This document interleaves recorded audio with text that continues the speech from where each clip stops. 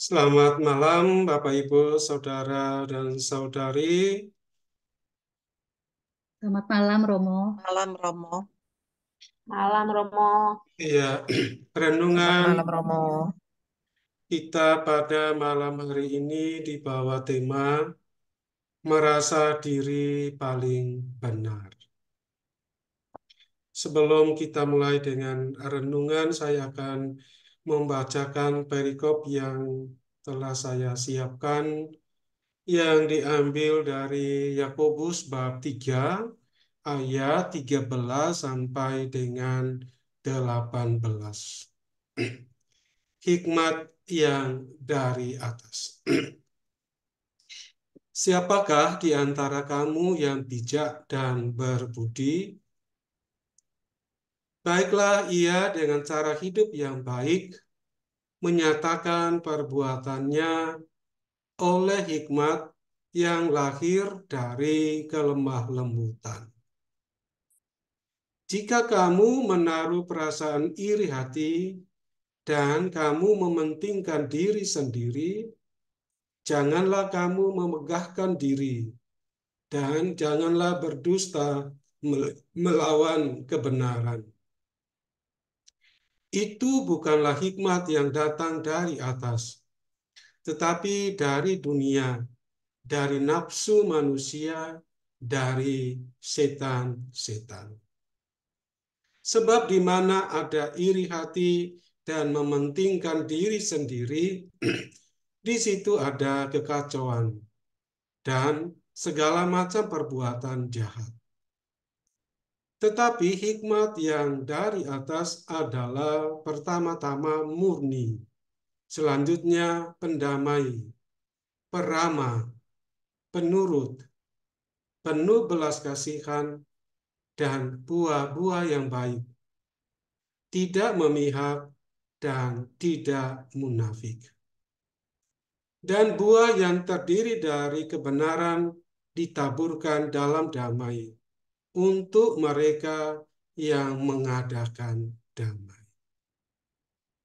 Demikian Bapak, Ibu, Saudara-saudari yang terkasih, bacaan yang diambil dari Yakobus bab 3 ayat 13 sampai dengan 18. Dari bacaan ini kita akan dihantar kepada suatu permenungan hal-hal atau poin-poin yang penting yang menjadi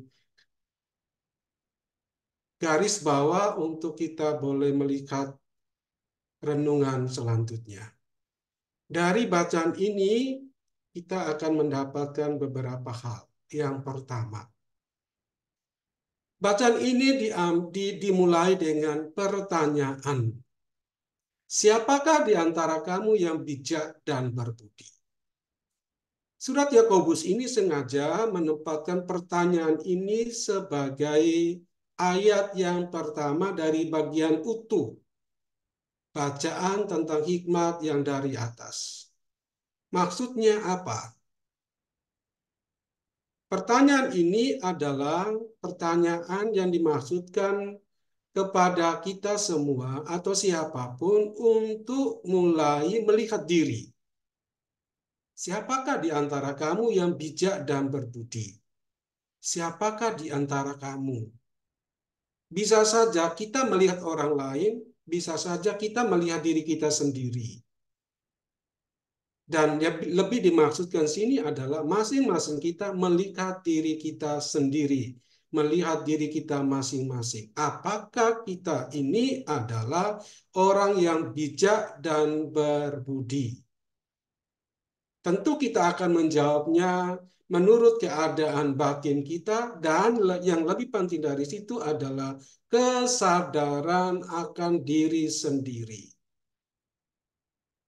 Pada layar yang pertama, Bapak Ibu, saya sengaja mengambil gambar di mana Yesus ya berada di sumur ya bersama dengan seorang gadis ya. Gadis itu adalah orang yang berdosa karena pada siang hari dia datang ya ke sumur itu. Mengapa siang hari? Karena pada siang hari semua orang-orang lain ya sibuk bekerja, jadi dia sendirian. Dia takut dituduhi, dia takut istilahnya mendapatkan sanksi sosial karena dia adalah orang yang berdosa.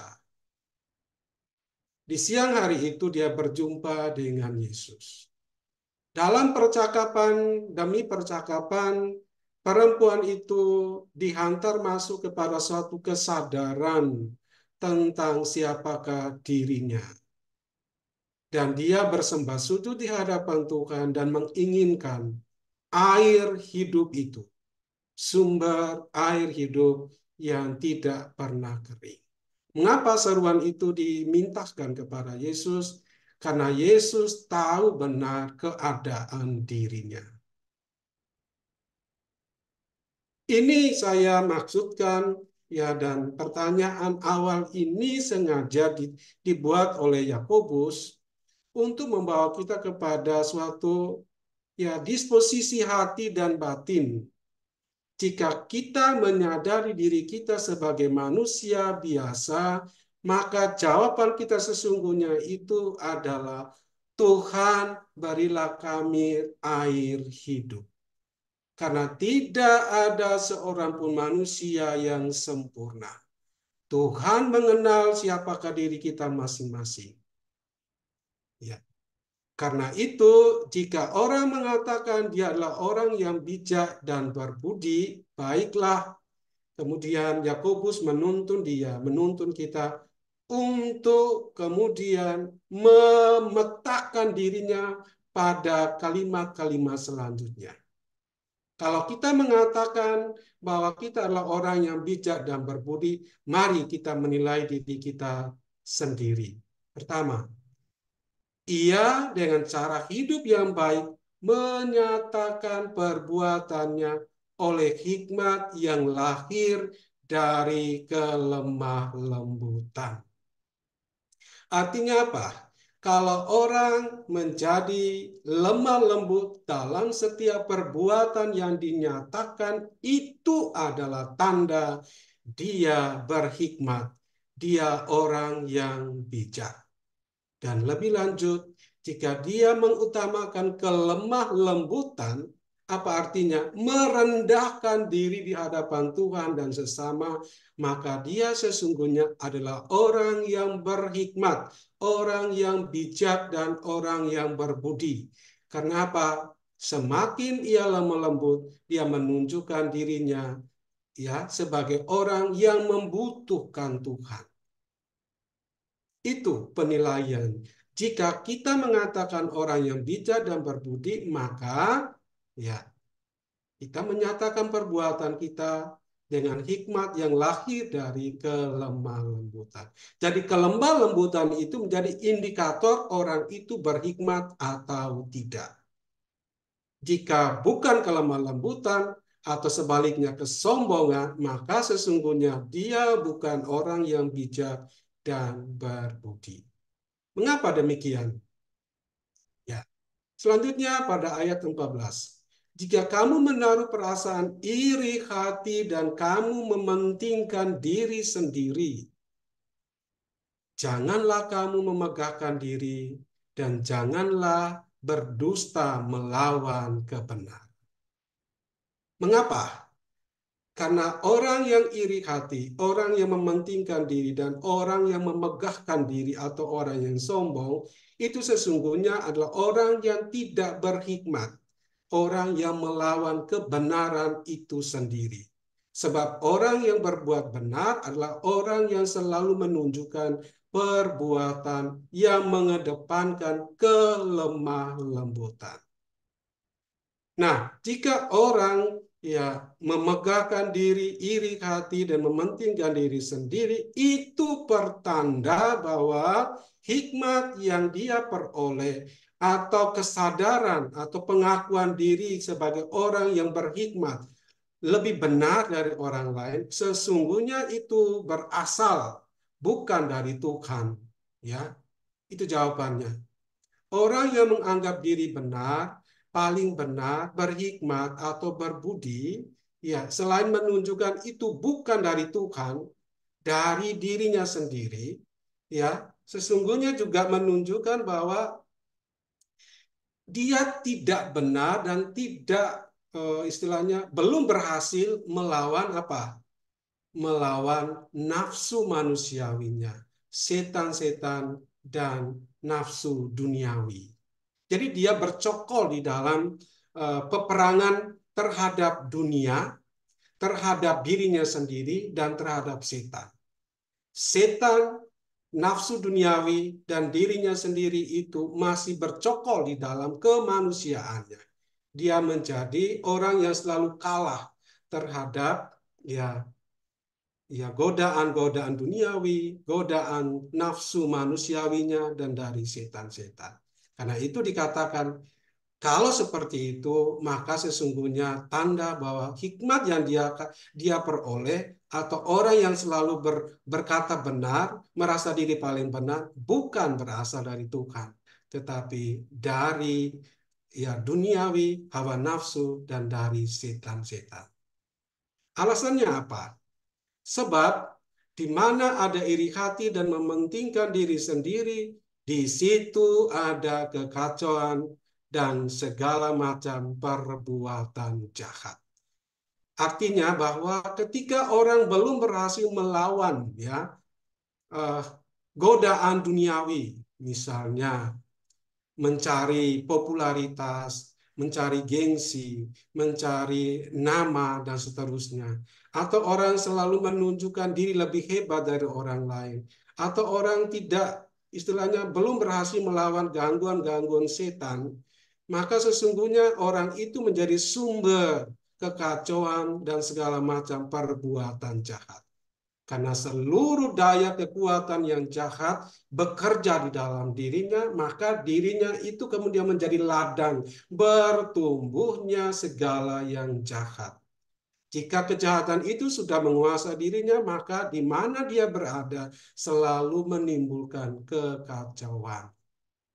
Itu dikatakan di ayat 16. Nah, sebaliknya, jika itu sungguh-sungguh berasal dari Tuhan, jika dia menyadari bahwa dia adalah orang yang bijak, berbudi, dan karena itu dia menempatkan diri dengan lembut hati di hadapan sesama dan Tuhan, maka orang seperti itu sesungguhnya adalah orang yang menunjukkan ini. Pertama-tama murni, menciptakan kedamaian, orang yang ramah, orang yang selalu penurut, taat, orang yang selalu berbelas kasihan kepada orang lain, dan buah-buah roh yang lain. Tidak memihak untuk memenangkan diri atau untuk supaya dia diaku sebagai orang yang paling benar, dan tidak munafik. Ini adalah tanda-tanda bahwa hikmat dalam diri orang itu berasal dari Tuhan atau tidak. Kalau berasal dari Tuhan, maka buahnya itu adalah dia murni. Murni itu artinya tanpa harus diberikan label apapun. Dia itu istilahnya orang yang selalu menunjukkan apa adanya. Tidak ada sesuatu yang harus dibuat manipulasi sehingga dia nampak seperti orang yang lebih hebat, orang pintar, orang bijak. Dia tampil apa adanya. Jadi tanpa ada kontaminasi dengan hal-hal yang duniawi dari setan dan hawa nafsu. Dia tampil apa adanya. Kata-katanya lembut, kata-katanya tidak ada suatu hal yang membuat orang tersakiti. Orang mengatakan dengan segala sesuatu apa adanya. Ya. Lalu kemudian dia menjadi orang yang pendamai, ramah, tidak kasar, taat, patuh. Siapapun pimpinannya, siapapun yang mengatakan, kalau yang dikatakan itu benar, pasti dia ikut. Tanpa harus melihat posisi orang yang mengatakan itu atau menegur. Dia ikut. Dia penuh belas kasihan kalau melihat segala sesuatu. Dia lebih mengedepankan tindakan berbelas kasih, bukan penilaian, bukan penghakiman, dan seterusnya. Dan buah-buah yang lainnya. Dia juga tidak memihak, maka dia tidak akan membuat keadaan itu terpecah belah. Kecenderungan manusiawi itu adalah Orang yang kalau hikmatnya itu berasal dari dirinya sendiri atau dari kuasa setan, selalu memecah belah. Mengapa? Karena segala tindakannya itu selalu memihak. Orang yang dekat dengan dia, dia selalu membela, padahal itu salah. Seakan-akan pembelaannya itu yang paling benar. Nah, inilah yang kemudian menjadi cikal bakal perpecahan dalam sebuah organisasi, dalam sebuah komunitas. Dan yang terakhir, dia tidak munafik, murni apa adanya. Ya. Kemudian yang terakhir, buah yang teri dari kebenaran ditaburkan dalam damai untuk mereka yang mengadakan damai. Ya. Sekali lagi, hati yang damai itu adalah tempat tinggal Allah. Damai itu artinya orang tidak memperkarakan segala sesuatu. Orang menempatkan Tuhan menjadi pusat, ya, di dalam kepribadiannya. Tuhan menjadi fokus, prioritas. Dia selalu akan mengedepankan mendengarkan suara Tuhan, bukan Tuhan mendengarkan kehendaknya. Tuhan mendengarkan apa yang menjadi penilaiannya dan seterusnya. Itu orang yang memiliki kedamaian dalam hati. Baik, ini kurang lebih penafsiran saya untuk memperjelas maksud permenungan kita itu kemana.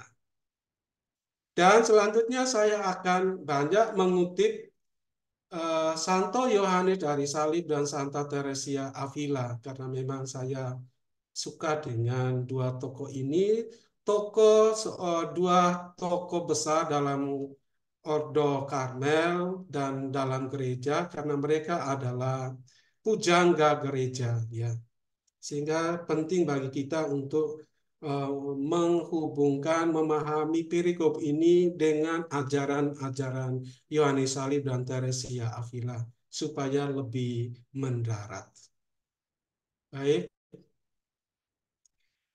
Pada poin bacaan dari Yakobus itu kita melihat bahwa kita dibawa kepada suatu kesadaran hikmat yang kita peroleh, yang kita miliki itu harus dinilai berasal dari mana. Itu yang paling penting. Setiap orang boleh berkata benar dan memang panggilan kita adalah berkata benar dan berbuat benar. Itu panggilan kita. Berkata benar dan berbuat benar. Yang menjadi masalahnya adalah orang merasa paling benar. Itu persoalannya. Orang dipanggil untuk berkata benar dan bertingkah laku benar. Itu panggilan Kristiani. Tapi tidak untuk orang yang merasa diri paling benar. Kalau orang merasa diri paling benar, perlu dipertanyakan sumbernya dari mana? Dari Tuhan atau dari duniawi, dari dunia, dari dirinya sendiri, atau dari setan? Maka pertanyaan dan permenungan kita mencoba melihat sumber, ya, kebijaksanaan, kebenaran dalam diri orang yang merasa diri paling benar itu dari mana? Satu, dunia; kedua, setan; dan ketiga, daging kemanusiaan. Ya. Jadi ada tiga sumber. Kalau yang baik itu dari Tuhan, tapi yang jahat, yang buruk itu ada tiga. Dari dunia, dari setan, dan dari daging. Daging itu kemanusiaan. Manusia itu. Hawa nafsu. Orang yang merasa diri paling benar adalah orang yang merasa berhikmat. Tetapi hikmatnya itu berasal dari dunia, berasal dari setan, dan dari dirinya sendiri. Daging, bukan dari Tuhan. Mengapa?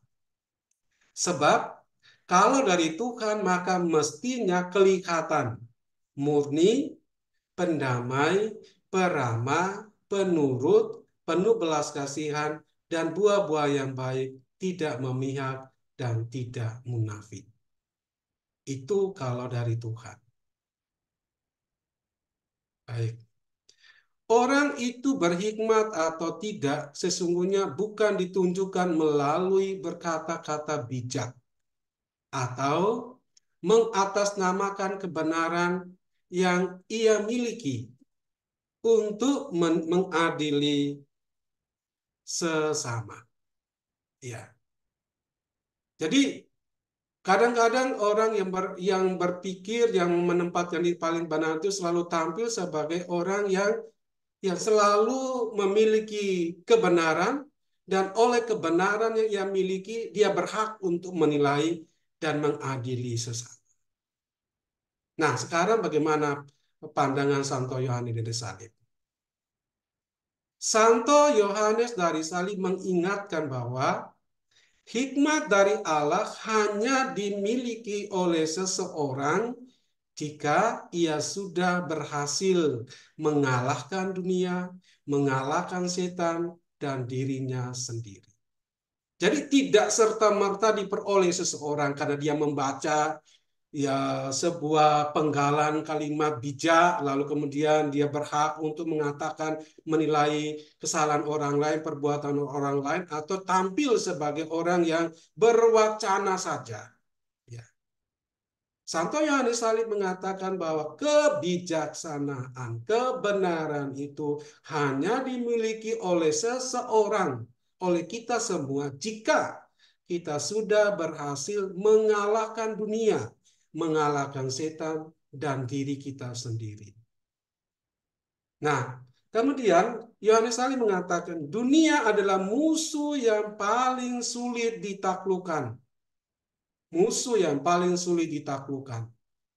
Setan adalah yang paling sulit untuk dipahami, ya. Dan daging, ya. Hawa nafsu manusiawi kita adalah yang paling gigih, yang selalu menyerang kita terus menerus dan secara berlanjut selama masih menjadi manusia lama. Ya, ini perkataan awal dari Santo Yohanes dari Salib.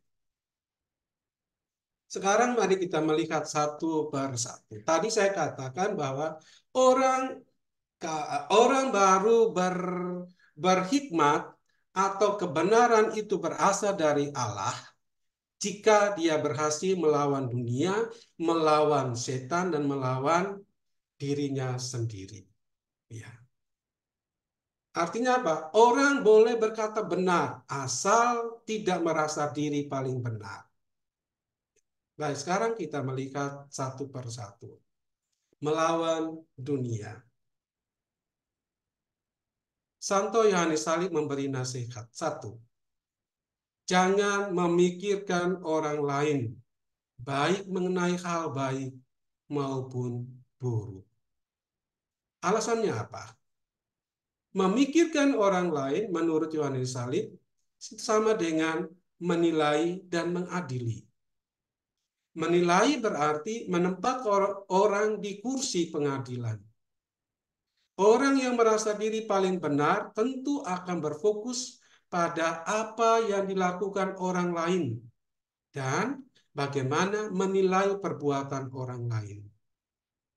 Memikirkan orang lain meskipun yang dipikirkan itu adalah kebaikan orang lain, jika dilakukan oleh orang yang memiliki pembawaan merasa diri paling benar atau orang yang memegahkan diri dan iri hati menurut Rasul Yakobus tadi, ya, ketika dia membicarakan kebaikan orang lain, maka meskipun baik untuk dilakukan, maka sesungguhnya menunjukkan bahwa pikirannya akan mengacaukan dirinya, ya, dan nilai minus dari perbuatan baik orang lain pasti ditemukan. Jadi dia berbicara, omong tentang kebaikan orang lain, tetapi karena di dalam hatinya itu sudah dikuasai oleh hawa nafsu duniawi, iri hati, dan kesombongan diri, maka ketika dia membicarakan perbuatan baik orang lain, serta-merta juga dia akan menyertai, ya, di dalam kebaikan yang dia bicarakan, kebaikan orang lain yang dia bicarakan itu, dia akan juga mengedepankan, karena dia menemukan kekurangan orang lain di dalam kebaikan yang dia lakukan. Itu tanda adalah orang yang iri hati dan memegahkan diri. Karena apa? Karena orang yang iri hati itu adalah orang yang susah kalau orang lain senang dan senang kalau orang lain susah. Itu bahasa populernya seperti itu. Hal yang sama akan berlaku juga jika yang dipikirkannya adalah tentang keburukan orang lain. Coba bayangkan, yang baik saja itu yang saya bilang jangan dibicarakan. Kalau yang dibicarakan itu adalah oleh orang yang iri hati, maka akan menemukan keburukan orang lain di dalam pembicaraan tentang orang lain dan tentang kebaikan yang dilakukan orang lain. Yang baik saja dia akan tergoda untuk melihat kekurangan, apalagi kalau melihat kekurangan orang lain. Ya, pasti minusnya berlipat ganda dan dia tampil sebagai hakim yang berhikmat. Ya, jadi kalau omong tentang yang baik saja dilarang, apalagi omong tentang yang buruk. Jadi ketika diomong yang buruk, jelas keburukannya itu akan berlipat ganda dan orang yang selalu tampil paling benar itu akan tampil sebagai hakim yang berhikmat. Karena itu, Santo Yohanes Salib mengatakan bahwa jika orang tidak mampu melawan dunia, maka dia akan menipu diri sendiri dengan kedok kebaikan atau kejahatan. Ya. Jadi dia akan melindungi diri. Dia omong tentang kebaikan orang lain. Tetapi sesungguhnya ketika dia berbicara tentang kebaikan orang lain, dia akan menemukan kekurangan-kekurangan orang lain itu. Dan di saat itulah dia tampil menampakkan diri sebagai orang yang lebih baik, lebih benar dari orang yang dia bicarakan kebaikannya. Ya. Jika seseorang mampu berhasil melawan dunia, maka ia akan membebaskan diri dari ketidaksempurnaan dan bahaya dari makhluk ciptaan. Ya, jadi dunia ini itu adalah ya orang lain, ya orang lain, di mana orang lain itu dipakai untuk kemudian ya dijadikan sebagai alat agar dia memegahkan diri di dalam kebaikan pun juga keburukan orang lain. Dia pakai orang itu untuk menunjukkan diri paling benar. Berikutnya yang kedua, Yohanes Salib menasihati. Tidak memikirkan apa yang terjadi dalam kehidupan bersama. Dan terlebih lagi untuk tidak membicarakannya. Ya. Jadi tipikal orang yang tampil paling benar, merasa diri paling benar itu adalah cenderung untuk berbicara, ya, memikirkan yang terjadi dalam kehidupan bersama dan membicarakan.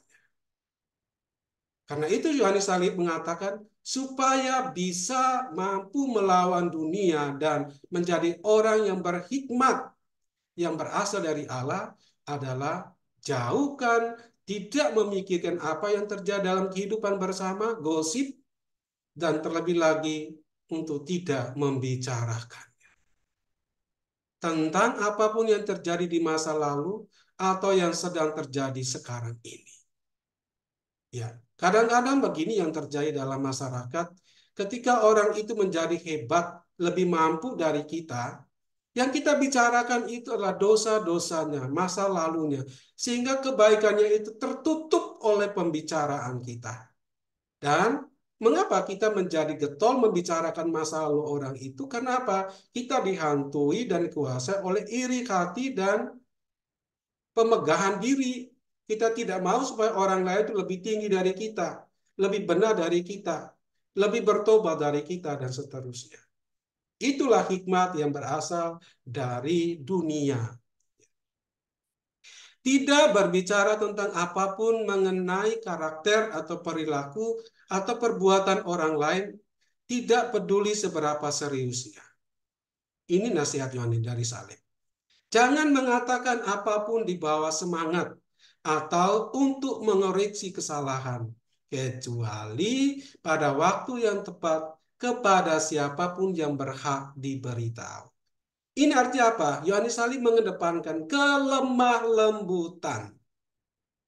Ya, kita boleh menegur orang, tetapi teguran kita itu harus memang berasal dari hati yang lemah lembut. Tidak atau bukan karena dikuasai oleh iri hati dan pemegahan diri. Kalau dikuasai oleh iri hati dan pemegahan diri, maka ketika kita mengoreksi kesalahan orang lain, maka akan menimbulkan perpecahan, kekacauan, dan tanda-tanda ya sesuatu yang bukan berasal dari Allah. Berikutnya, jangan pernah tersinggung atau tercengang dengan apapun yang kebetulan Anda lihat. Apa artinya? Orang harus belajar untuk tidak menjadi penilai atau hakim dan menempatkan diri sebagai yang paling baik dan paling benar. Seringkali orang itu cenderung untuk melihat, menilai ya. Ya kalau kita tercengang, ya orang lain akan menunggu apa penilaiannya. Kalau dia sudah bicara baik berarti yang lain pasti baik. Jadi seakan-akan sumber kebenaran itu hanya berasal dari dia. Kalau dia berkata buruk, berarti orang lain juga percaya. Oh, berarti buruk. Sesuatu yang diperlihatkan, dipertontonkan. Kalau orang itu berkesan baik, maka akan baik. Padahal tidak demikian. Ya. Karena justru dengan itu, ya kita akan menjadi penilai dan hakim dan menempatkan diri sebagai yang paling baik dan paling benar. Jika ini terjadi, maka sesungguhnya kita adalah orang yang belum mampu melawan godaan duniawi. Maka apapun yang kita katakan baik, ya sesungguhnya kebaikan itu berasal dari dunia, bukan dari Tuhan. Karena tujuan itu bukan untuk glorifikasi, ya ad maiorem Dei gloriam, tetapi untuk menunjukkan diri kita sebagai orang yang paling benar, paling baik.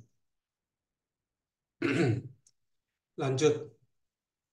Karena jika Anda ingin memperhatikan banyak hal, banyak yang akan terlihat sebagai kesalahan. Nah, ini. Bahkan jika Anda hidup di antara para malaikat, karena Anda tidak memahami substansi diri mereka. Jadi, ya orang yang tampil diri paling benar itu memiliki kecenderungan untuk memperhatikan banyak hal. Dan ya melihatnya itu sebagai sebuah kesalahan atau tidak. Oh ini salah, ini benar, ini salah, ini benar. Kalau ini selalu dilakukan, maka dia sesungguhnya mencari hikmat dan yang berasal dari dirinya sendiri, bukan dari Tuhan. Ya.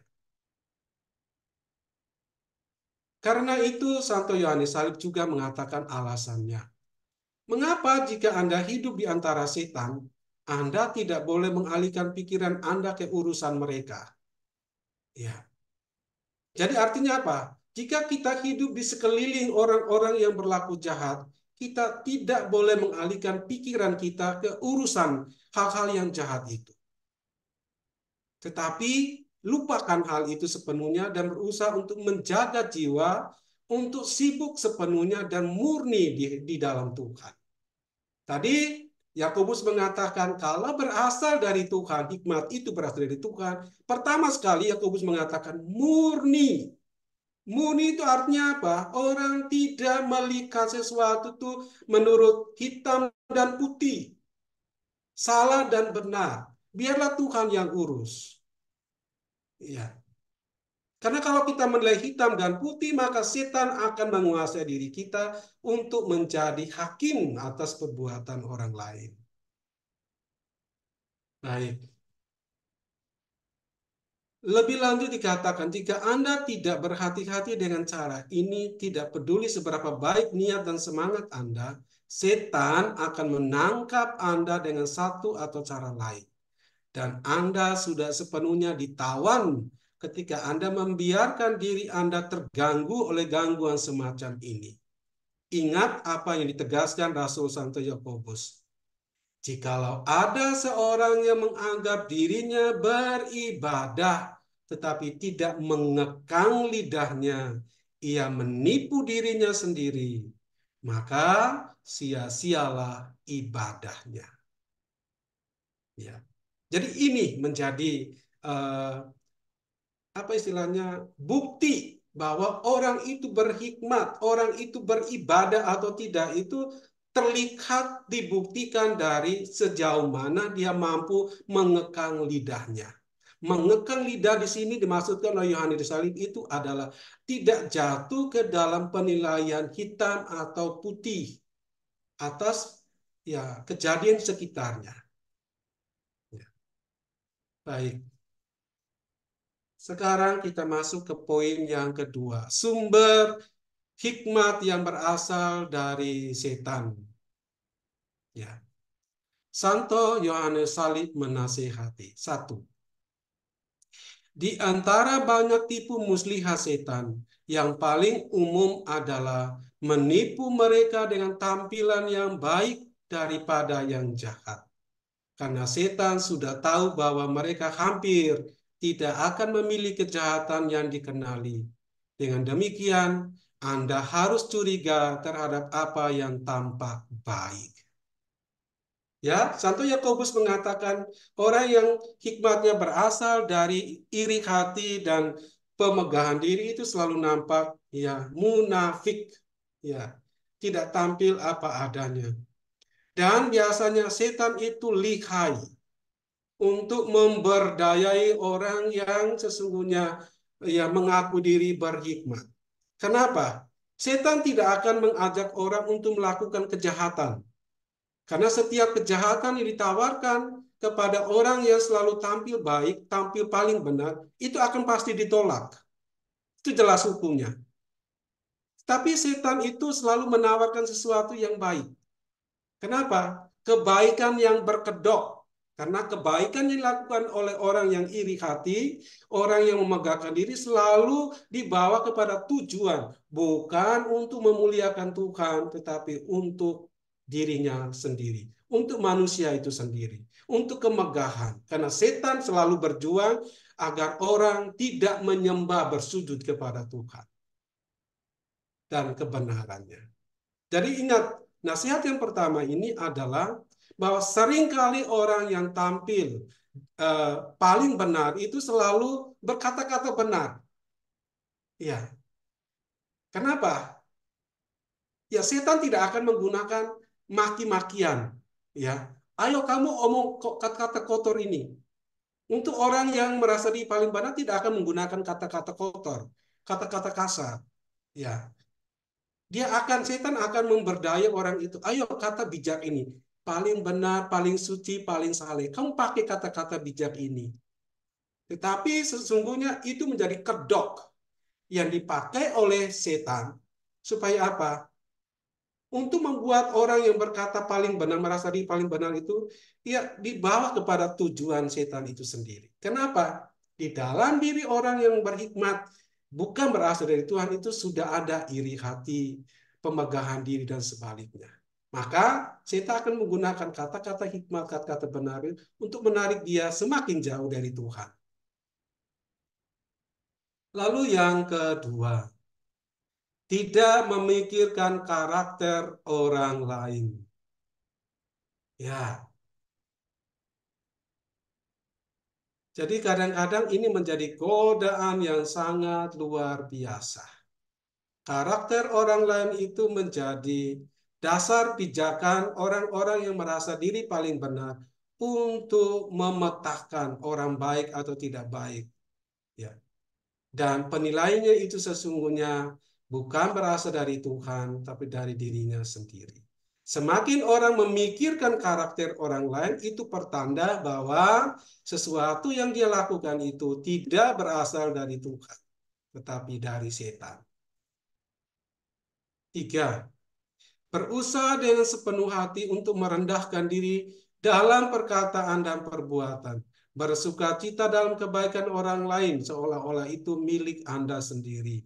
Menginginkan agar mereka didahulukan dari Anda dalam segala hal. Dan ini harus Anda lakukan dengan sepenuh hati. Dengan demikian Anda akan mengalahkan kejahatan dengan kebaikan. Roma bab 12 ayat 21. Mengusir setan dan memiliki hati yang berbahagia. Jadi nasihat yang ketiga ini adalah untuk bisa melawan setan itu orang harus apa? Ya, Yohanes Salib mengatakan rendahkanlah dirimu. Santo Agustinus mengatakan bahwa jalan yang paling pendek menuju Tuhan dan kebenaran itu ada tiga. Satu, rendah hati. Dua, rendah hati. Tiga, rendah hati. Dan Yohanes Salib itu mengatakan dengan versinya ini. Rendah hati di dalam perkataan dan perbuatan. Bersuka cita dalam kebaikan orang lain seolah-olah itu milik Anda sendiri. Jadi ketika orang lain bersuka cita, ya kita ikut bersuka cita. Sekali lagi, sukacita yang berasal dari Tuhan itu selalu memberikan damai, ketentraman dalam diri sendiri dan juga orang lain. Tapi sukacita yang dibuat-buat oleh orang yang masih dirasuki oleh iri hati dan seterusnya, maka di dalam sukacita itu akan muncul kecemburuan sosial. Karena semakin orang lain itu tampil baik, ya, dia semakin iri hati. Tadi saya katakan orang yang iri hati itu adalah merasa susah kalau orang lain itu baik dan merasa senang kalau orang lain itu tidak baik dan seterusnya. Dan ini harus Anda lakukan dengan sepenuh hati. Ya. Yang keempat, cobalah untuk berlatih lebih banyak dengan mereka yang paling Anda tidak sukai. Ini melawan setan, ya. Karena setan itu selalu mempertemukan, ya, orang baik dengan orang baik, orang jahat dengan orang jahat. Ya, tetapi Tuhan Allah itu selalu menguji orang baik itu di dalam ketika dia berhadapan dengan orang yang jahat. Itu suatu ajaran yang menurut saya paling luar biasa. Kita seringkali bergaul dengan orang yang kita merasa, iya orang ini baik, maka saya bergaul. Tapi kita mulai mengunci diri terhadap orang yang kita lihat bahwa ini orang tidak benar. Dan justru ini adalah tanda bahwa kita sedang dikuasai oleh setan. Setan menjauhkan kita, setan memecah belah kita. Ya.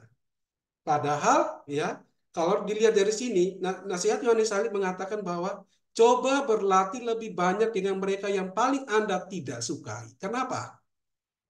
Sadarilah bahwa jika Anda tidak melatih diri Anda dengan cara ini, Anda tidak akan mencapai kasih sejati.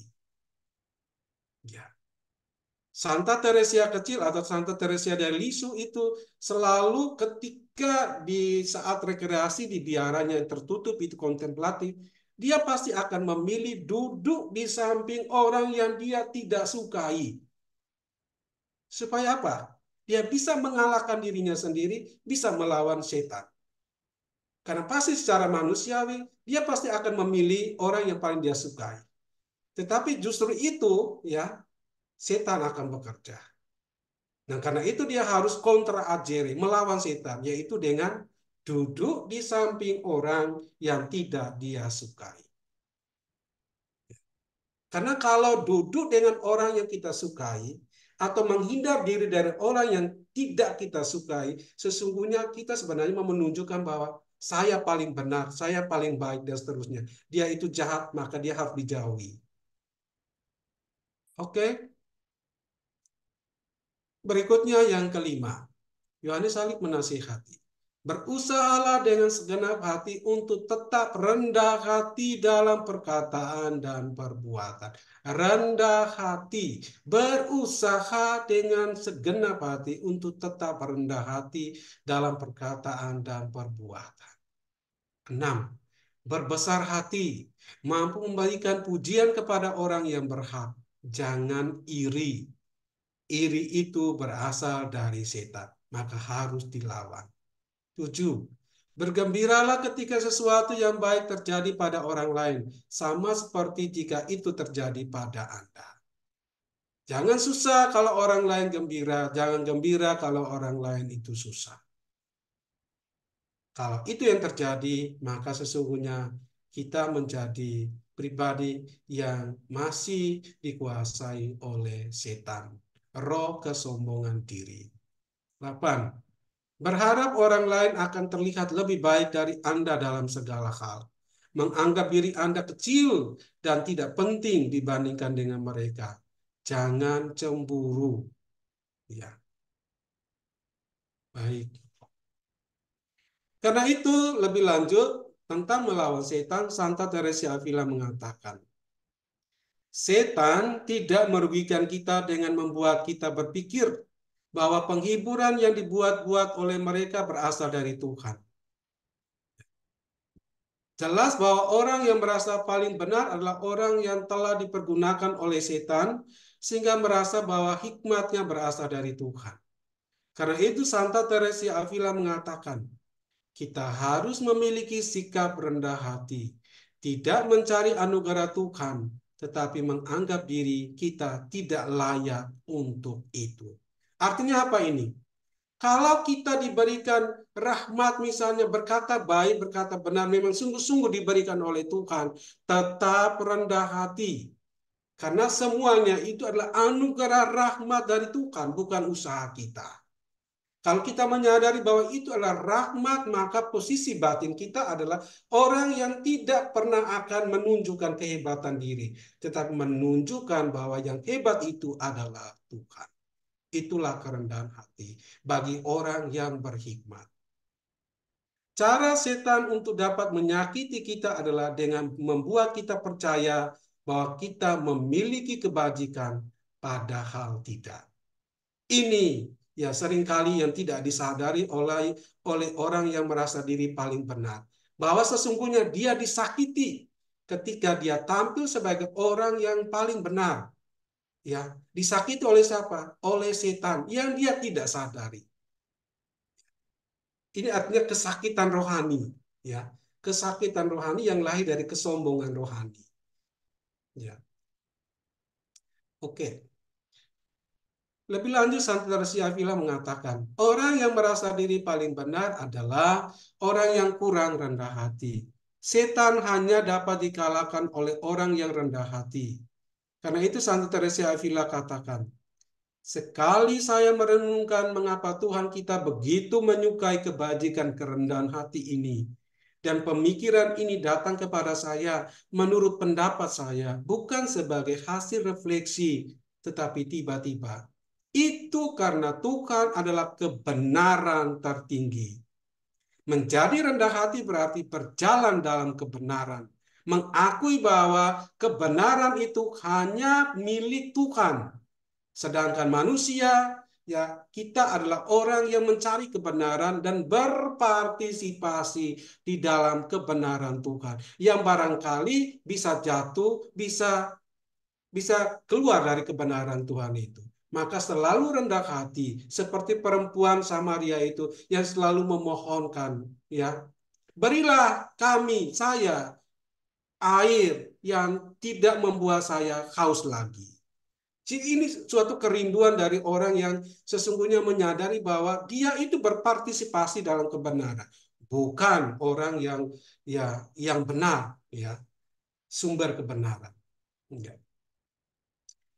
Oleh karena Tuhan adalah kebenaran tinggi, menjadi rendah hati berarti berjalan dalam kebenaran karena adalah kebenaran yang sangat dalam bahwa dari kita sendiri tidak ada yang baik selain hanya kesengsaraan dan ketiadaan. Manusia ini tidak pernah dan tidak boleh mengandalkan diri sebagai orang yang berhikmat karena kebenaran itu adalah milik Allah. Kebenaran yang mendalam adalah bahwa dengan diri kita sendiri kita tidak memiliki apapun yang baik. Sebab setiap kebaikan datang kepada kita dari Tuhan, bukan dari kita sendiri, dari kehebatan kita. Kalau kita menunjuk bahwa saya lebih hebat dari orang lain, bahwa kehebatan itu sesungguhnya adalah alat yang dipakai oleh setan untuk membawa kita bukan kepada Tuhan, tetapi untuk menjatuhkan kita semakin jauh dari Tuhan. Setiap berkat melalui Yesus Kristus.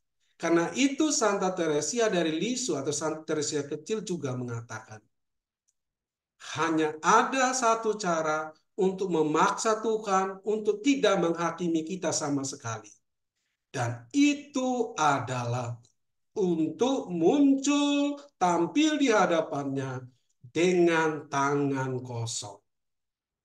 Ini yang orang bilang spiritualitas tangan kosong. Orang yang selalu tampil paling benar harus belajar untuk mengaiti apa artinya spiritualitas tangan kosong. Jadi manusia itu sesungguhnya adalah orang yang selalu kosong di hadapan Tuhan. Kalau kosong di hadapan Tuhan, Tuhan akan memberikan sesuatu kepada dirinya.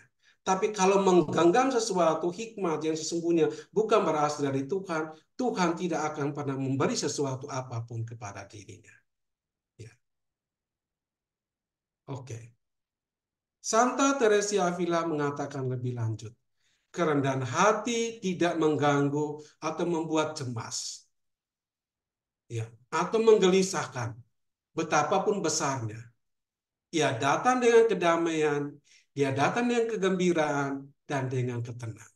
Jadi kalau orang rendah hati itu mau diperlakukan apa saja, keadaan yang terjadi di sekitarnya apapun bentuknya, tidak akan membuat dia cemas, tidak akan membuat dia iri hati dan seterusnya, tidak menggelisahkan dirinya, tapi malah dia menjadi lebih damai, gembira, dan tenang. Ya. Kembali kita ingat Yakobus yang tadi dibacakan pada ayat 3 dan bab 3 ayat 17. Damai, gembira, dan tenang. Itu hanya dimiliki oleh orang yang rendah hati. Kerendahan hati ini mengembangkan jiwa dan memungkinkannya untuk lebih melayani Tuhan, bukan melayani dirinya sendiri. Kerendahan hati yang palsu yang diberikan setan menyebabkan kegelisahan. Jadi, kalau hikmat orang itu berasal dari setan, pasti akan menimbulkan kegelisahan. Bukan damai, bukan kegembiraan dan ketenangan. Kerendahan hati tidak mengganggu. Ia datang dengan kedamaian, dia datang kegembiraan, dan datang dengan ketenangan. Ini Santa Teresia Avila. Sangat luar biasa. Saya ketika membacanya kok tiba-tiba ada hubungan dengan Yakobus tadi. Ya, sangat jelas sekali. Sekarang poin yang terakhir, saya minta Bapak Ibu bisa lebih bertahan, bersabar karena agak panjang, tapi sudah sampai poin yang terakhir, yaitu melawan diri sendiri ya. Jadi di awal tadi saya mengatakan kalau berasal dari Tuhan itu selalu damai, tenang, tidak memecah belah dan seterusnya. Tapi kalau berasal dari diri sendiri yang adalah iri hati, memegahkan diri, maka sesungguhnya ada sumber yang pasti dikatakan berasal dari dunia, berasal dari setan, dan berasal dari diri sendiri. Sekarang kita lihat poin yang terakhir, berasal dari diri sendiri. Dan supaya kita tidak dikuasai oleh hikmat yang berasal dari diri sendiri, maka apa yang harus kita lakukan? Santo Yohanes Salib menasihati. Semua orang dapat membentuk Anda dan mencobai Anda. Anda harus berpikir bahwa semua orang adalah seniman. Sebagaimana adanya hadir di sana untuk menguji Anda. Bahwa beberapa akan membentuk Anda dengan kata-kata, yang lain dengan perbuatan, dan yang lain dengan pikiran menentang Anda. Dan bahwa dalam semua ini Anda harus tunduk, ya, rendah hati, seperti patung kepada seniman yang membentuknya, kepada seniman yang melukisnya, dan kepada tukang emas yang menghiasinya. Itu kata-kata tulisan Santo Yohanes Salib yang menurut saya sangat luar biasa, yang mengubah cara pandang saya di dalam hal mencerna apa artinya kelemah lembutan. Ya, supaya orang tidak menampilkan diri paling benar itu, ya, hikmat yang harus dia latih itu adalah rendah hati. Dan dia mengatakan rendah hati dalam hal melawan diri sendiri itu adalah tampil diri seperti patung, ya, pada tangan seniman, lukisan pada seniman, pada tukang emas yang menghiasi. Jadi kita membiarkan diri, apapun kata orang, ya biarkan itu berlalu. Tidak perlu harus membela diri. Karena kalau membela diri itu sama dengan kita mengkonfrontir. Ya, kebenarannya sebenarnya adalah berasal dari diri kita sendiri. Biarlah Tuhan sendiri yang menunjukkan kebenaran yang sejati. Biarlah orang itu diubah cara pandangnya, karena Tuhan juga bekerja pada orang seperti itu. Ya. Supaya dia tahu bahwa yang dia katakan itu tidak benar. Bukan kita yang membela diri. Ini luar biasa menurut saya. Berikutnya, Santa Teresa Avila mengatakan, godaan yang datang dari diri sendiri yang harus dilawan adalah merasa kita tidak pernah mundur. Kita bacanya secara lain, lebih hebat dari orang lain, lebih suci dari orang lain, dan seterusnya. Itu godaan yang datang dari diri sendiri. Ya. Jadi kalau untuk melihat sejauh mana kita masih bercokol di dalam dosa, ya, memegahkan diri seperti Yakobus tadi itu dilihat dari sini. Apakah kita memiliki kecenderungan mengatakan kepada merasa bahwa kita tidak pernah mundur? Orang yang selalu merasa sempurna, ya, lebih hebat dari orang lain. Godaan ini merupakan godaan orang merasa sangat percaya diri. Karena itu Teresa Avila menunjukkan bahwa jika anugerah kepercayaan itu datang dari Tuhan, maka orang akan dibawa kepada kerendahan hati, meninggalkan cahaya yang lebih besar bagi kita untuk memahami apa adanya diri kita. Apa adanya diri kita? Artinya apa? Ya, kita adalah makhluk yang tidak sempurna. Hari ini kita gembira, mungkin besok karena pengalaman tidak gembira. Hari ini kita istilahnya sadar tentang diri kita sendiri, tapi besok dengan pengaruh lingkungan seterusnya kita bisa jatuh lagi. Jadi, ya, untuk jauh dari kesombongan diri, kita harus melihat bahwa diri kita ini adalah jauh dari ketidaksempurnaan. Beda dengan orang merasa diri paling benar adalah dia tidak merasa bahwa dia tidak pernah mundur. Iya. Oke. Orang yang rendah hati tidak akan mengandalkan diri. Sebaliknya, yang dia andalkan ada belas kasihan Tuhan. Santa Teresa kecil atau Lisu mengatakan bahwa ya, kerendahan hati itu hanya dimiliki oleh orang yang menemukan kerapuhan diri, kelemahan diri di dalam kerahiman Tuhan.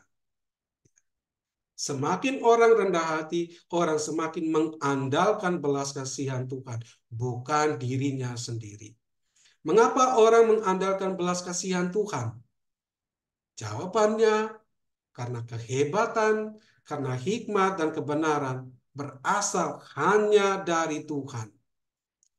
Manusia dapat jatuh dan jatuh lagi atau berdosa. Orang yang merasa diri paling benar, karena itu sama dengan orang yang merasa bahwa hikmat dan kebenaran adalah miliknya sendiri. Di sini orang tidak lagi membutuhkan Allah.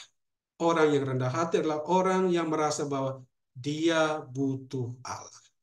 Yang rendah hati butuh Allah, yang tidak rendah hati tidak membutuhkan Allah.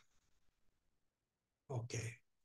Santa Teresa Avila lebih mengatakan, semakin suci mereka, semakin ramah mereka. Jelas sekali hubungannya.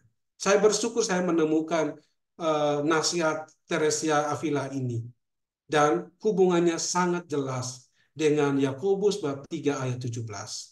Semakin suci seseorang, semakin ramah seseorang itu.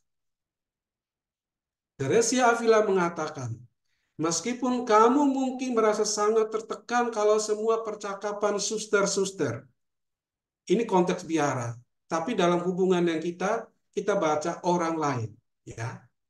Meskipun kamu mungkin merasa sangat tertekan kalau semua percakapan orang lain tidak berjalan seperti yang kamu inginkan, jangan pernah berpaling dari mereka kalau kamu ingin membantu mereka. Apa artinya ini? Orang yang selalu tampil paling benar itu selalu menghindar kalau orang lain itu berbicara. Dia akan mengalihkan, itu tidak benar itu. Dia tidak akan melihat, mendengarkan orang yang sesungguhnya dia nilai tidak pantas untuk berhikmat. Ini adalah tanda bahwa orang itu dikuasai oleh dirinya sendiri, ego diri. Inilah yang harus kita perjuangkan dengan sungguh-sungguh, yaitu bersikap ramah, menyenangkan. Ketika orang lain omong, kita mendengarkan, kita menghargai. Karena setiap pembicaraan orang lain itu kalau keluar dari kelemah lembutan, pasti berasal dari Allah. Dan pasti akan menggembirakan. Berikutnya, melawan diri adalah sebuah usaha untuk tidak menempatkan diri lebih penting selain dari Tuhan. Orang yang merasa diri paling benar adalah orang yang tingkat cinta diri egois melebihi semangatnya dalam takut akan Tuhan. Maka yang dia kejar adalah glorifikasi diri, kemuliaan diri, bukan ad maiorem Dei gloria, demi kemuliaan dan kebesaran Tuhan. Dalam Matius bab 16 ayat 24-25 Yesus berkata, setiap orang yang mau mengikut aku, ia harus menyangkal dirinya. Menyangkal itu artinya melawan kecenderungan manusiawinya, memikul salibnya dan mengikuti aku. Karena barang siapa mau menyelamatkan nyawanya, ia akan kehilangan nyawanya. Tetapi barang siapa kehilangan nyawanya karena aku, ia akan memperolehnya. Orang yang merasa diri paling benar itu adalah orang yang munafik. Ini jelas sekali. Yohanes Salib sekali lagi menyinggung hal yang dikatakan oleh Yakobus yang bacaannya saya bacakan di awal tadi.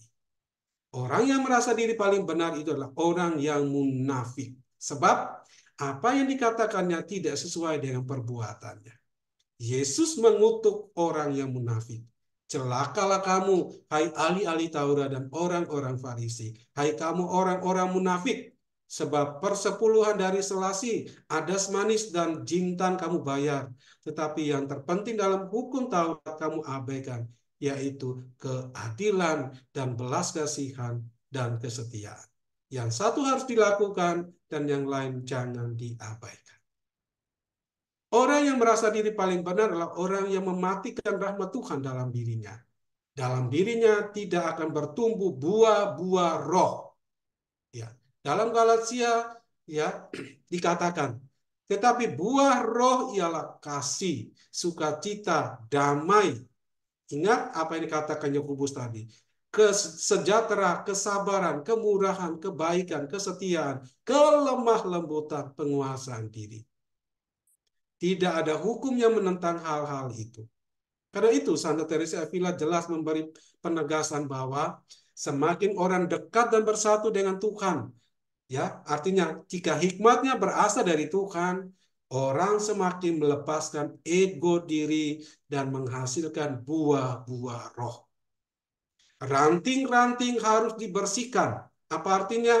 Melepaskan ego diri, kesombongan diri, kesenangan diri, melawan diri, supaya ranting itu dapat berbuah.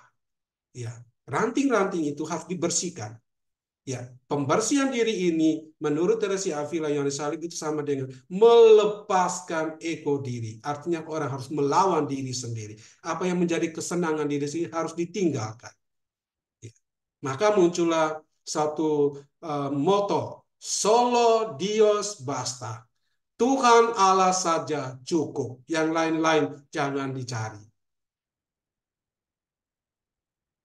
Oke, ini kutipan yang terakhir yang tadi saya bilang ranting-ranting harus dibersihkan. Ego diri kita harus dibersihkan supaya apa? Dapat bertumbuh dan berbuah dalam kebaikan. Demikian Bapak Ibu, terima kasih sudah mendengarkan renungan yang cukup panjang dari saya. Terima kasih banyak Romo Karol untuk Sama-sama. pemaparan renungannya yang sangat luar biasa, sangat memberkati kita semua pada malam ini. Baik Romo, kita akan masuk ke dalam sesi tanya jawab ya Romo. Ya. Di sini sudah ada beberapa pertanyaan, saya akan bacakan untuk kemudian Romo bisa menjawabnya.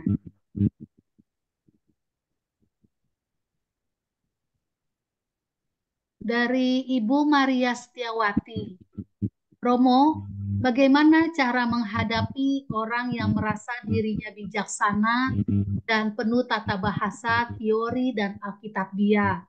Maka dengan mudah dia mempengaruhi orang lain di sekitarnya. Silakan Romo untuk menjawabnya. Baik. Jika orang itu berkata baik, berkata benar sesuai dengan isi kitab suci, yang kita ikuti itu adalah apa kata-katanya. Jangan ikuti perbuatannya. Itu jawabannya.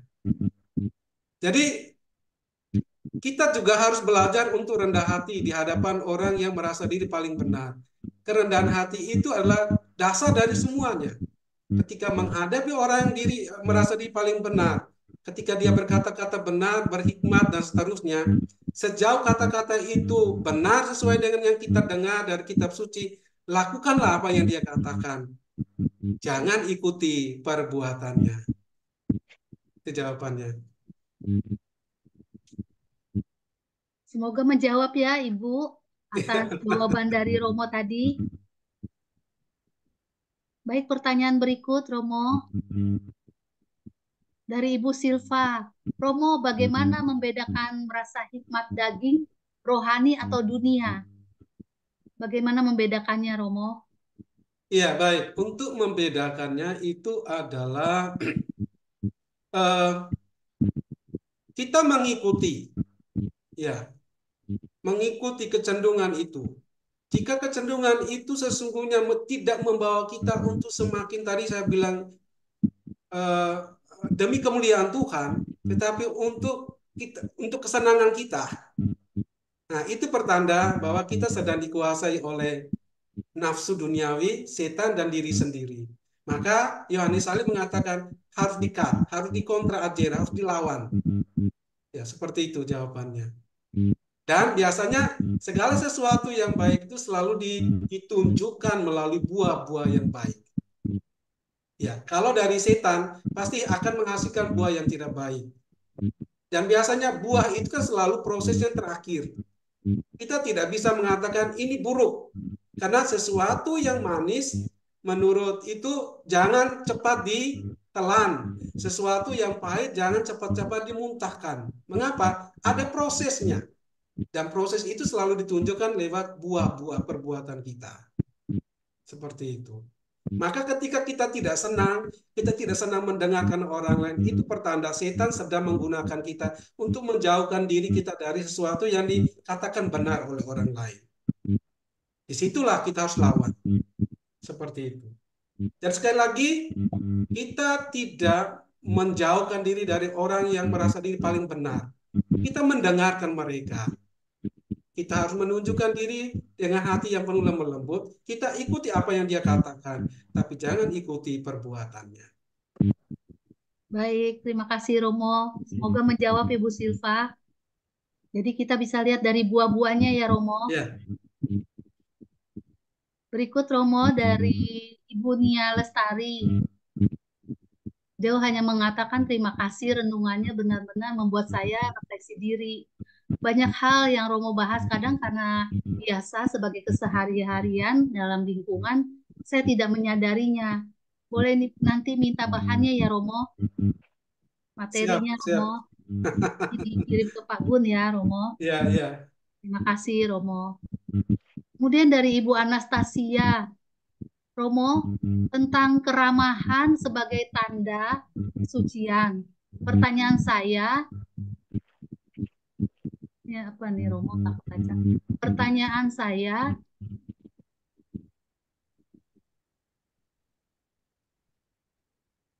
kita kan berproses ya Romo ketika kita belum mampu.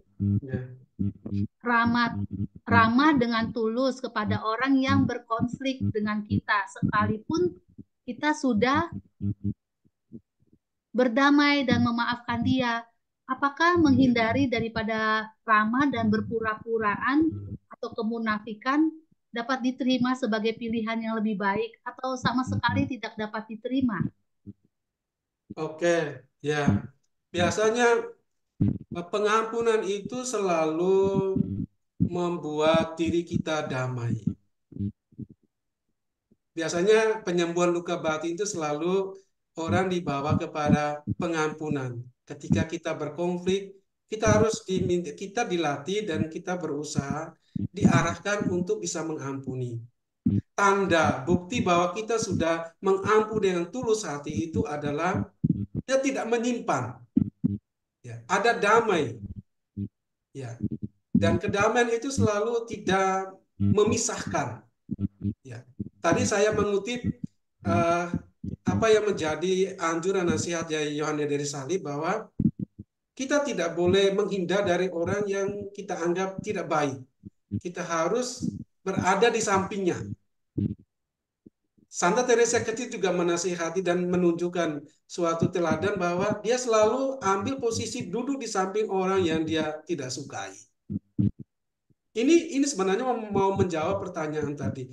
Apakah menghindari itu adalah satu cara yang baik supaya kita tidak jatuh ke dalam apa yang disebut dengan menciptakan suasana batin yang tidak damai? Bisa saja.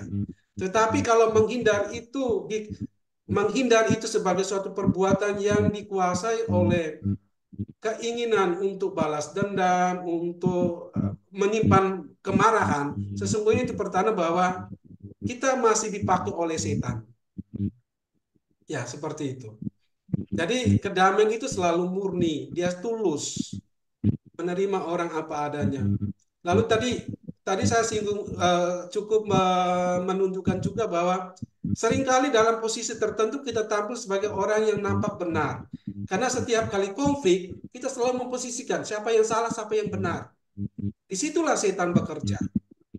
Ketika setan bekerja, kita akan selalu dipengaruhi oleh setan untuk menilai apa yang sudah dia buat terhadap kita. Mengingat-ingat masa lalunya. Dan inilah yang membuat kita tidak berkembang dalam cinta kasih seperti yang Tuhan Yesus ajarkan. Memang ini berat, tetapi adalah panggilan Kristiani bahwa kita berusaha untuk meniru apa yang dilakukan oleh Tuhan Yesus. Demikian jawaban saya. Baik, terima kasih Romo.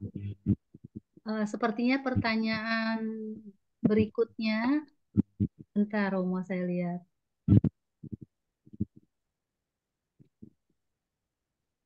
Oh, itu dari Bu Anastasia, hanya komen aja Romo, spesifik dan akurat sekali jawaban Romo.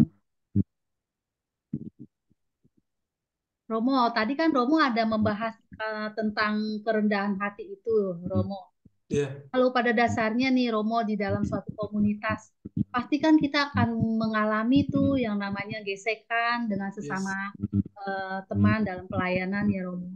Terus kita sudah berusaha untuk rendah hati, berusaha untuk melakukan hal yang benar di hadapan Tuhan. Sepertinya kita banyak mengalami juga seperti tekanan, Romo, ataupun penderitaan di dalam pelayanan kita itu. Nah, yang ingin saya tanyakan bagaimana Romo untuk menyikapi hal itu? Apakah ada kiat-kiat khusus, Romo, atau cara-cara untuk bisa kita mengatasi masalah yang kita hadapi, terus kemudian hubungan kita dengan sesama teman di dalam komunitas itu juga tetap baik, Romo? Itu pertanyaan dari saya. Terima kasih, Romo.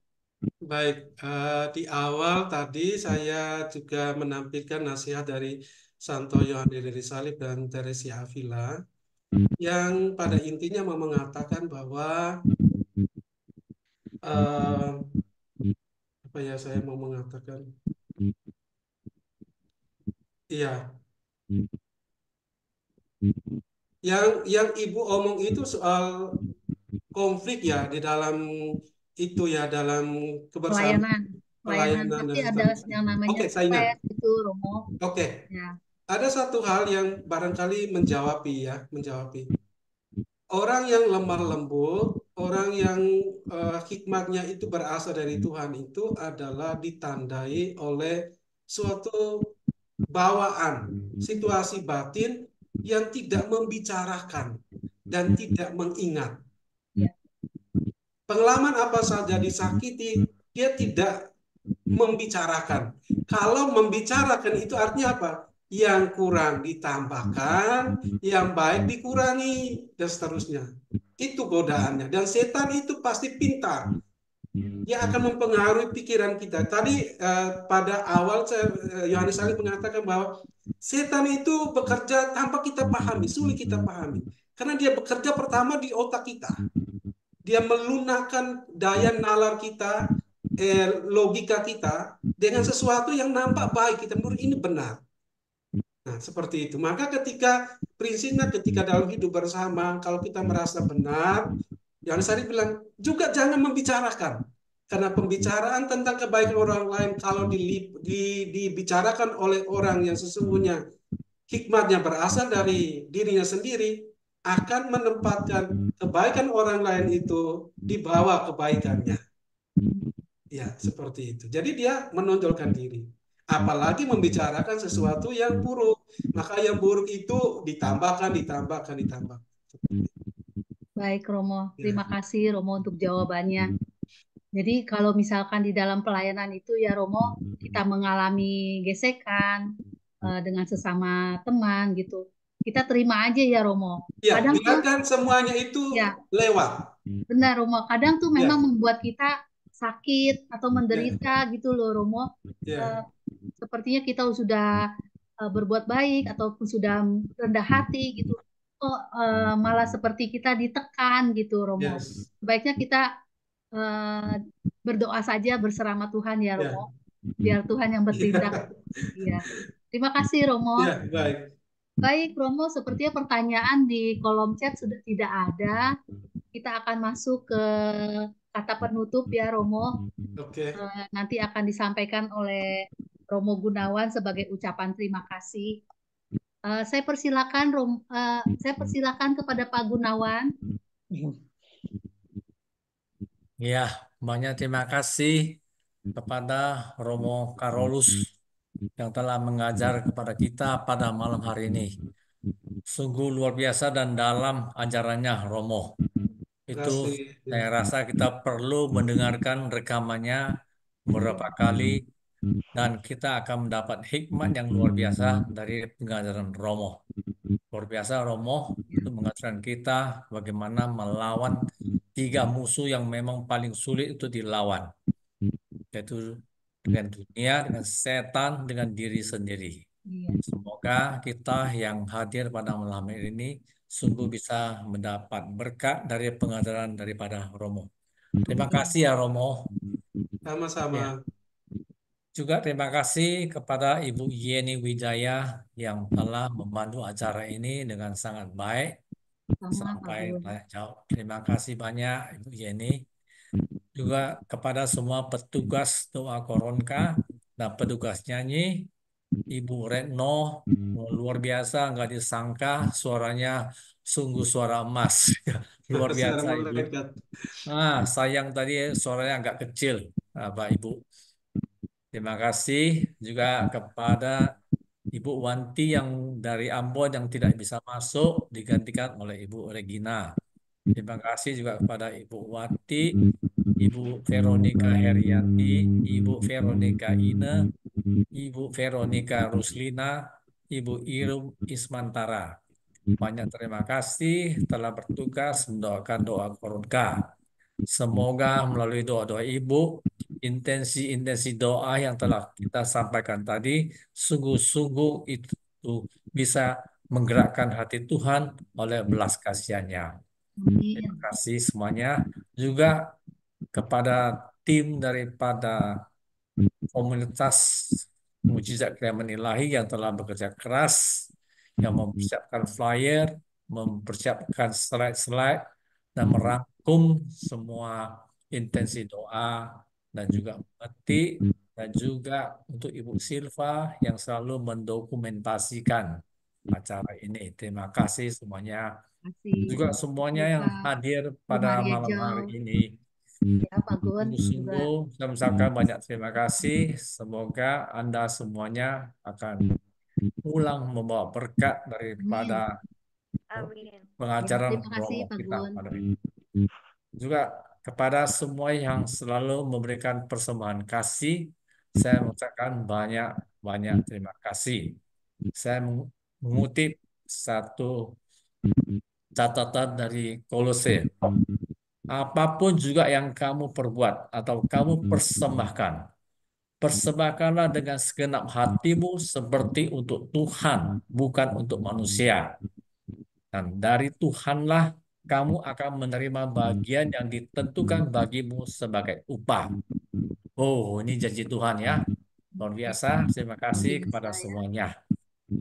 Tentunya Baik. kita segera akan menyelesaikan ibadah ini.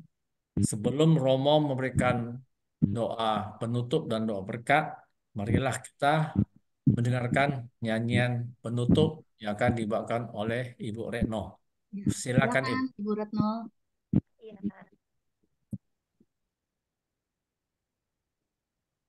sepanjang hidupku ingin aku nyanyikan sepenuh hati memuliakan kerahiman-Mu Tuhan. Sepanjang hidupku ingin aku nyanyikan sepenuh hati memuliakan kerahiman-Mu Tuhan. Sepanjang hidupku ingin aku nyanyikan sepenuh hati memuliakan kerahiman-Mu Tuhan. Terima kasih Bu Retno untuk lagu penutupnya. Romo, sekali lagi saya mengucapkan banyak terima kasih ya Romo. Ya, Romo sudah baik, menjawab semua sama-sama. pertanyaan-pertanyaan dari para peserta dengan sangat baik dan sangat jelas, sangat memberkati kita semua. Baik Romo, silakan Romo untuk menyampaikan doa penutup dan berkat penutup. Mari kita menutup rangkaian kegiatan ibadat dan renungan ini dengan doa dan berkat. Ya Tuhan, kami telah bersama-sama berdoa kerahiman dan juga sudah mendengarkan renungan yang merupakan berkat-Mu sendiri untuk kami semua. Kiranya rahmat-Mu tetap mengalir, menuntun, membuka hati kami, sehingga dalam hati kami bergemalah hikmat yang berasal dari diri-Mu sendiri, melalui tindakan perbuatan kami yang selalu mendatangkan kedamaian, sukacita, dan buah-buah yang baik, tidak munafik. Disitulah kami menampakkan bahwa hikmat yang kami peroleh berasal daripada-Mu sendiri. Karena itu kami mau supaya Engkau menguasai kami dengan hikmat-Mu. Kami mau belajar untuk menjadi orang yang rendah hati dan lembut hati, untuk tidak tampil sebagai orang yang paling benar, orang yang paling baik, tetapi menjadi sesama yang baik, menjadi sesama yang selalu menciptakan suasana kehidupan, buah-buah yang memungkinkan kehidupan bersama menjadi lebih baik. Biarlah kami orang yang selalu berpartisipasi dalam kebenaran yang empunya Engkau sendiri. Kami adalah orang-orang yang terus bangun dan bangkit kembali untuk berbuah dalam kebenaran. Karena itu semangatlah kami jika kami jatuh. Bangunkanlah kami jika kami padam di dalam hikmat dan kebenaran-Mu sendiri. Karena itu ya Tuhan, mohon tuntunan-Mu untuk selanjutnya menuntun kami dengan Roh Kudus-Mu, sehingga kami menjadi orang yang selalu menunjukkan kasih-Mu, berbuah di dalam perbuatan, lewat kata dan tindakan kami. Kemurahan-Mu kami mohonkan untuk semua orang yang merasa diri paling benar. Biarlah rahmat-Mu menegur mereka.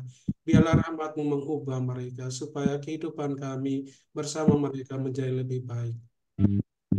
Tuhan, kami mohon berkat-Mu untuk kami semua pada malam hari ini. Berilah kami istirahat malam hari ini, agar kami dapat beristirahat dalam damai-Mu. Dan bangunkanlah kami besok pagi dengan semangat yang baru untuk memulai aktivitas kami sepanjang hari yang baru itu, di dalam hikmat dan kebenaran-Mu sendiri.